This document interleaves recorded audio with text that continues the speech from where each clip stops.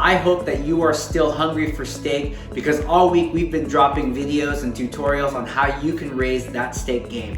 We looked at how to wood fire a steak with my friend Chris Evan. We looked at a deep fry a steak with my friend Mark Yoder with that delicious peppercorn steak. And you might be wondering, I don't have a grill, I don't have a deep fryer. Well, you're in luck, because my friend Danny Busch today is going to be showing you how to cook that perfect ribeye over a cast iron skillet. So let's check it out right now. Well, hey, what's up guys? I am thankful to be here with you and excited to dig into cooking one of my favorite things, which is steak. Today we're gonna look at cooking completely indoors. So we're gonna cook this thing right in a pan, and it's become one of my favorite ways of cooking steak. So in our house on Fridays is steak night, and in this COVID season, I had to look up that today was actually Friday. As my wife says, there's really only 3 days now. There's yesterday, today, and tomorrow, but Friday nights are for steak, and so we're gonna cook some steak. Before you cook it, you really wanna let it come up to room temperature. A ribeye is probably gonna take at least 30-40 minutes if it's been thawed and it's coming out of the refrigerator. 30-40 minutes out on the counter, let it come up to room temperature. I already did this. This is nice and close to room temperature. So we're gonna start by seasoning these, and I'm a big fan of just salt and pepper.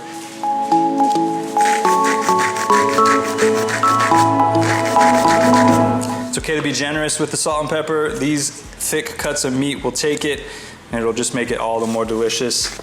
I'm gonna flip these over. Get the other side really good. You don't wanna waste all that stuff on your cutting board, so just kinda soak it up on all the sides, get it all nice and even. So let's talk about pans really quick. When you're cooking something like steak, we're gonna cook it at a really high temperature. And so I highly recommend a cast iron skillet like this one.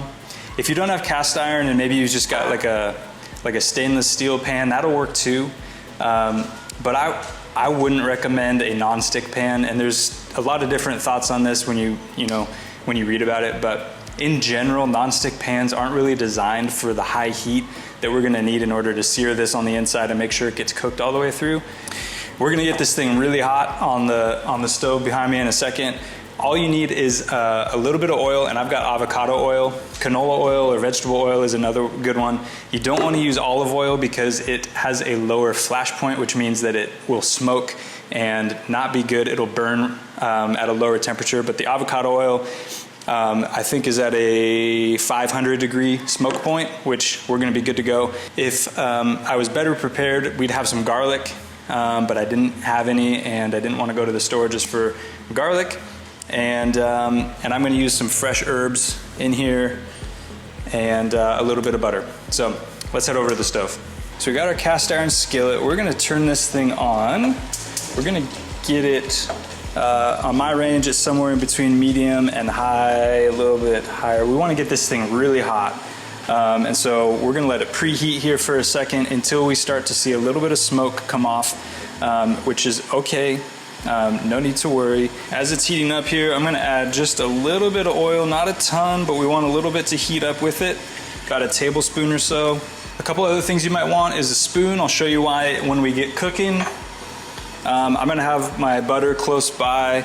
We have some allergies in our house, so we use ghee, but normal butter is gonna be, that would be the preference, but we have dairy allergies, so we're not gonna do that. Basically what we're gonna do is we're gonna drop this thing in, we're gonna lay it down away from us so we don't have oil splashing on us, which by the way, do I always wear an apron? No. Am I tired of ruining my clothes? Yes. So we're gonna lay the steak down away from us so we don't get anything splashing on us. We're gonna let it sit. It's gonna like start searing, and we're gonna start seeing steam. A little bit of smoke is okay, and it's gonna get a nice crust on it. We're gonna let it sit. We're gonna start putting in some butter and the herbs and that kind of stuff. Here we go, we're starting to see a little bit of smoke, so we're almost ready. We're gonna let it sit about 3 minutes on each side. This method was made famous to me by Gordon Ramsay. His video is much better than this one, but you're watching with me, so here we go. This is gonna be hot, so you don't wanna be touching it with your bare hands. We got this beautiful ribeye here. We're gonna move some of that oil around, make sure it's coating the bottom of the pan, and we're gonna lay it in again away from us. And you get that nice sizzle sound. We're gonna let that go. So we're gonna let this go for about 3 minutes. All right, I'm gonna go ahead and add my butter here. Don't be shy. All right, we got some tongs. We're gonna do our first flip here, see how we're looking. Again, we're gonna put it down away from us. All right, yeah, look at that good crust right in there. All right, here's where the magic happens. We're just gonna keep kind of basting this, throwing this liquid on top of there. Keep it cooking. Again, if you had garlic, this would be a great time to put it in. You get sort of a garlic butter flavor, but I did not go to the store today, and I don't have any. While we're waiting, I'm gonna get some of this side here. It's got that really nice side fat there that's gonna render down really nicely, give us some good crust. We'll just put that right down in here. So you could use a meat thermometer if that makes you feel more comfortable and just stick it in there. Medium rare is usually around 125. That's how I like to eat it. You can go up to 130 if you like it more medium, or you can just kind of feel it if you've done this before. You don't want it to be rock hard, like leathery or anything, but you don't want it to be super squishy, so unless you like it that way, that's up to you. I'm feeling pretty happy about this. I'm going to take it off.